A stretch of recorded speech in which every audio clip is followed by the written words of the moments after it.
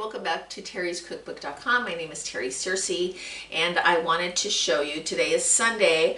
A lot of people would probably go have donuts, but all the donut shops are closed. So I wanted to show you an Indian flatbread. Some parts of the world know it as poor man's bread, hojaldre. So it's a bread that's used in various places, and you can do many different things with it. So I want to show you that today. Right here I have, this is going to be half of the recipe because I already have half here. So this is 1 cup of all-purpose flour. In my little bowl here, I have about 1/8 of a teaspoon of salt with a half a teaspoon of sugar. Here I have a half a teaspoon of baking powder. Here is half a tablespoon of regular oil, vegetable oil. I have about a half a cup of water, and I have some extra flour so I can work on the board. You want to make sure that you take your jewelry off your hand, especially the hand that you're going to be mixing with, so don't forget to do that. First of all, what I'm going to do is I'm going to go ahead and I'm going to mix my dry ingredients together. Mix that all up.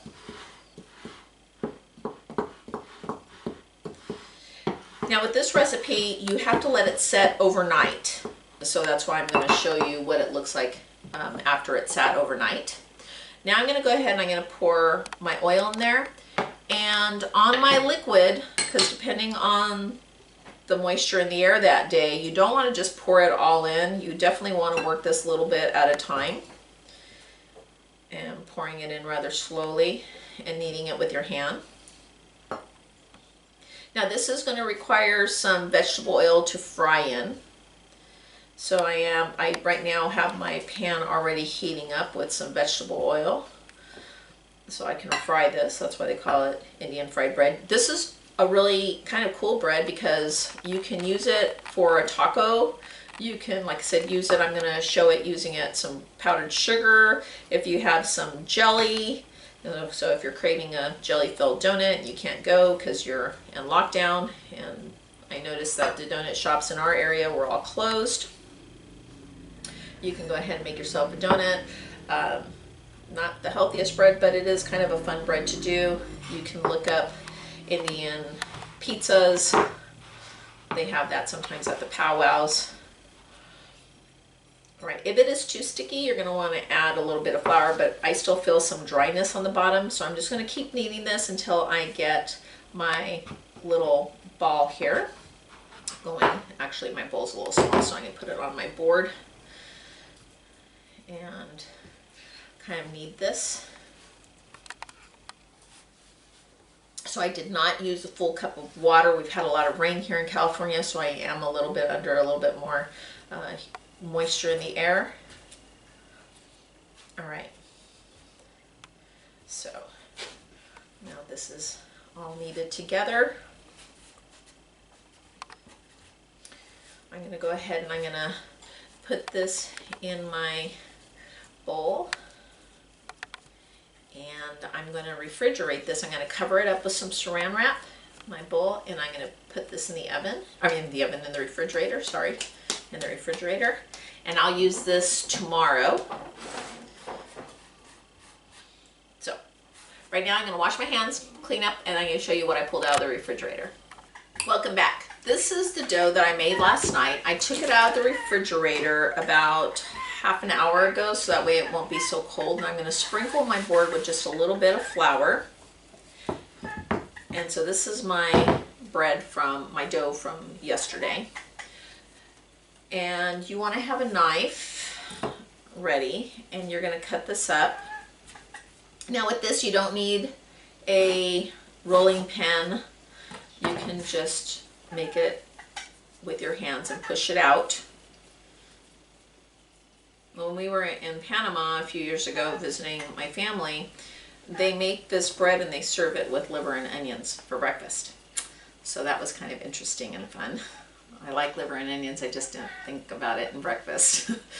But the bread did come in very handy. So what I was trying to get is, they use it kind of like a taco. So they had us put the liver and onions inside of it. and fold it up. You can use ground meat, so if you don't have any corn tortillas, put this on again. Like I said, I'm gonna show you using it with some powdered sugar. I have some marmalades.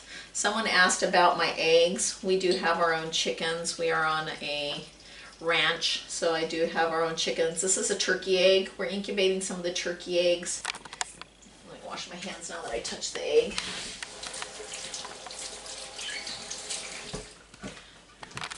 So those are our fresh eggs that we have. Okay.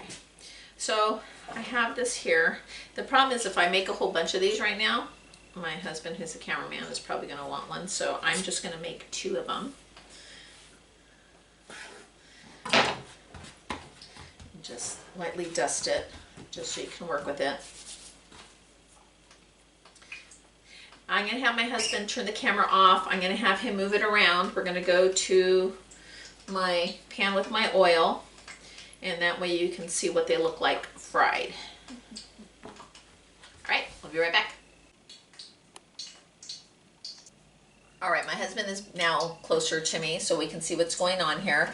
I have my rack, my perforated rack. I have a towel underneath so that way the oil can drain when it comes off. I also have a little bit of flour because I want to test to see when the oil is hot enough. It is popping right now. Obviously that tells me it's hot, but if you throw a little bit in and it sizzles, you know that it is hot enough. And now I'm going to get one of my pour breads. I also have my little tongs and that here, so that way I don't burn myself.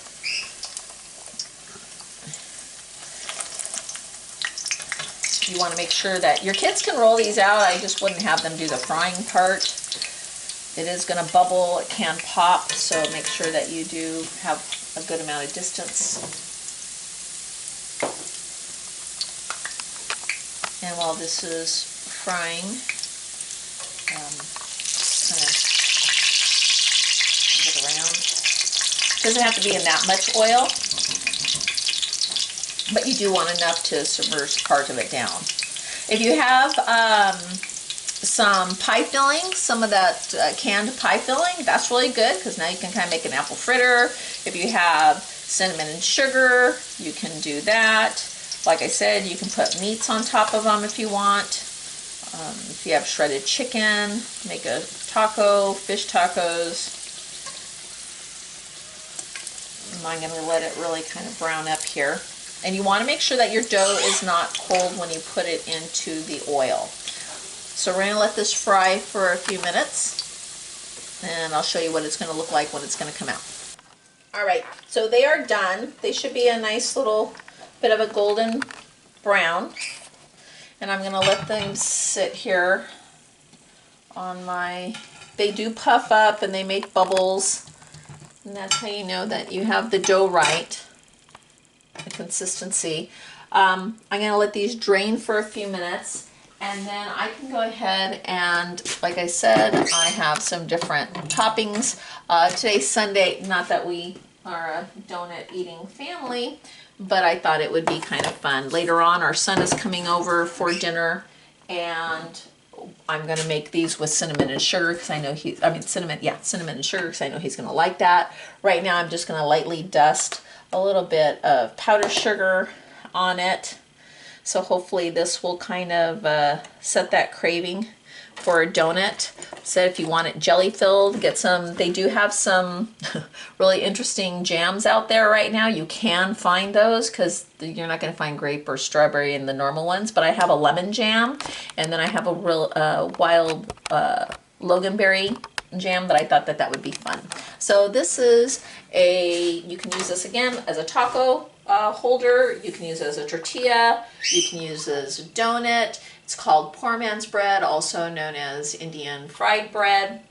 You can make pizzas on these. It's fun. It's a neat one to do. So I hope you enjoyed the video. I'm going to be doing the next video on the homemade tortillas next, and stay safe.